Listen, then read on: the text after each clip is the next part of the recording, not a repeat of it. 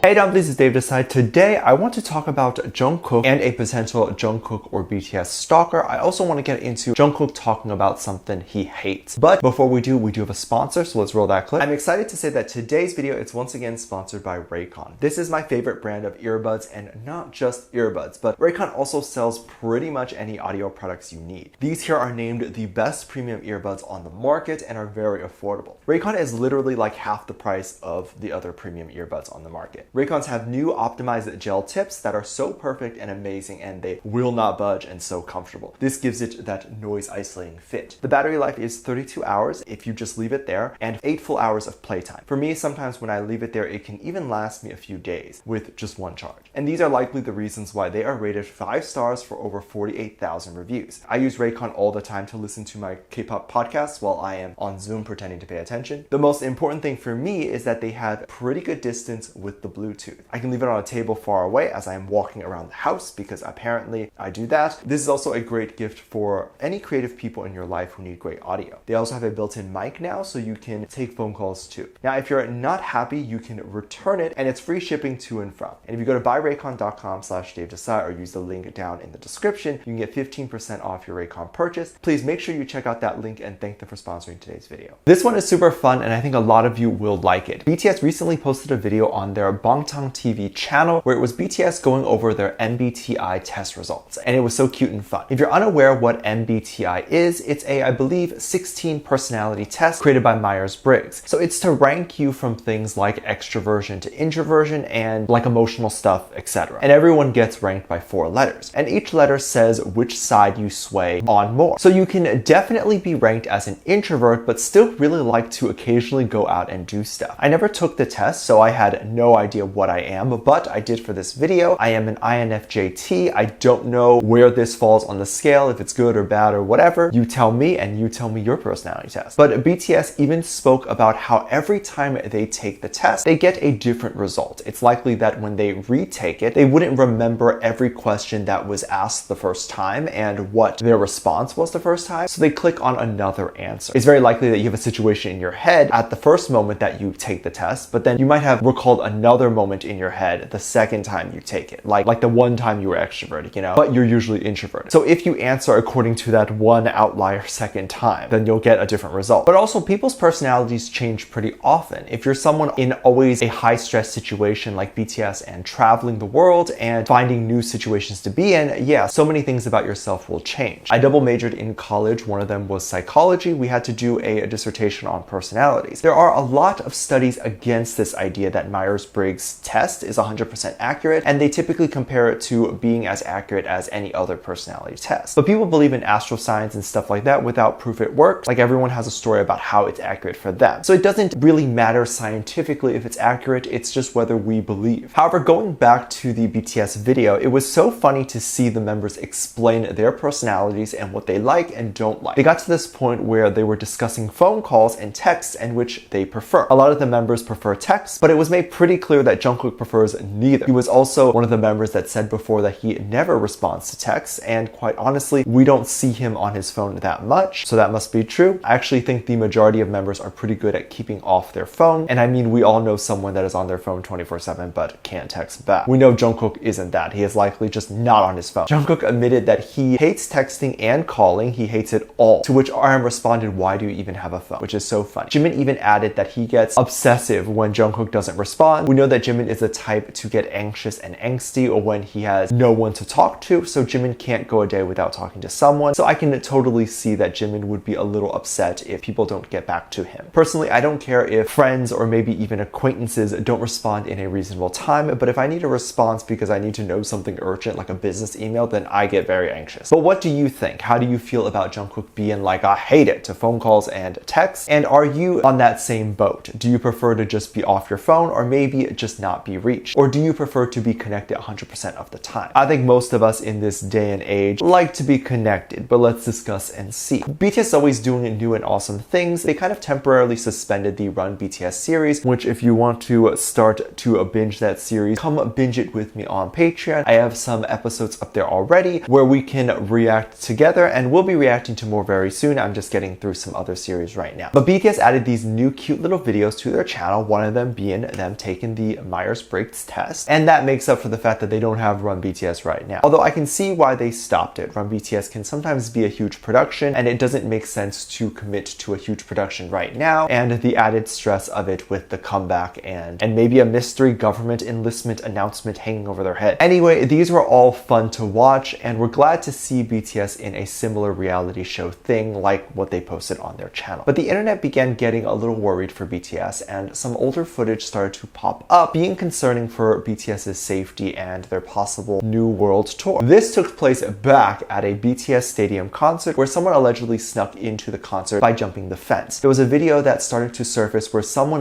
literally got up on the fence and jumped over. This was obviously a concern because if it was that easy to jump over, then anyone can do that, and that is dangerous. People began contacting the stadium to ask about this and calling in to make sure that the person who did jump the fence wasn't hurting anyone. I saw this and a couple things came to mind immediately. You can probably tweet out anything nowadays in terms of misinformation and just say that this person had a gun and they were there to attack BTS, and people will just take that and make it go viral. But we honestly don't even know when this person snuck the fence, exactly why they did it. I mean, there's theories, which we will discuss, but there's no information that this person was someone who was there for BTS. Like, this would not go as viral if it was someone who snuck into another celebrity's concert. We don't know if it was BTS. And there was so little that the stadium can do to prevent this, or I think maybe they would up the security guards more in that area, but if there was someone who was armed with a gun, there would be music blaring so loudly no other officials would hear the gunshot, and the officer guarding that side of the fence would just be dead. Also, the stadium doesn't know when the snuck-in occurred, so I just don't know what they can do here. I'm not saying they shouldn't try, definitely round up the security. I just don't know if this is the solution, and I'm just talking out loud. But there was a theory that the people who snuck in was just doing kind of a social experiment and showing how easy it is to sneak in. However, regardless of the social experiment or not, this does still count as breaking and entering, and it's still not okay to do even to prove a point. Of course, a lot of people just think it was a stalker fan and they were scared that this person might have even had a weapon, but who knows what they would have done if they did. Some people think it was a Jungkook stalker and they were there for him. This is just because he's gotten a few lately, but it could have been any of the members, again, if this wasn't a social experiment, and people definitely don't think it was. There was also people saying and kind of demanding that proper action occur, but not just from the stadium, but even to just have BTS leave the building and go somewhere else that isn't public. This is definitely a better solution and it would keep the boys safe, but I do 100% trust HYBE and their security team. I think they do a great job at protecting the boys, and I think it would be difficult to be able to physically attack BTS at this point. They are treated like royalty and probably even have Korean governmental type level of security. But also, this idea that BTS or Jungkook should go into hiding because of potential people who may or may not have attacked is silly, because what kind of life is this? He is doing the thing that he loves to do, which is be a singer, and now he can't do it because of some possible bad apples. I think we as people need to learn how to control our emotions. If we did, sneak-ins would never occur. I'm not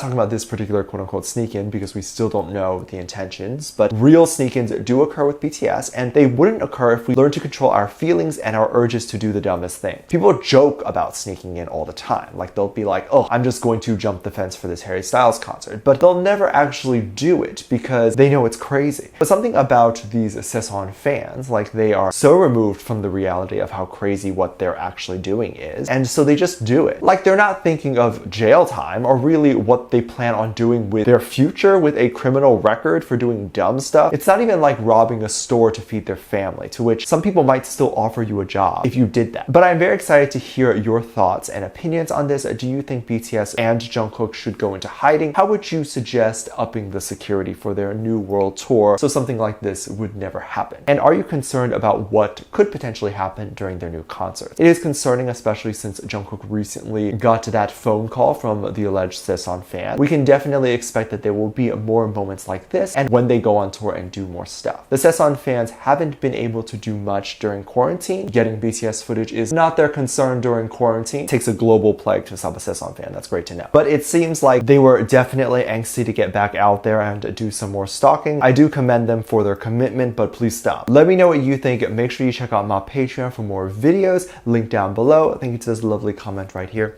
Love you. Bye.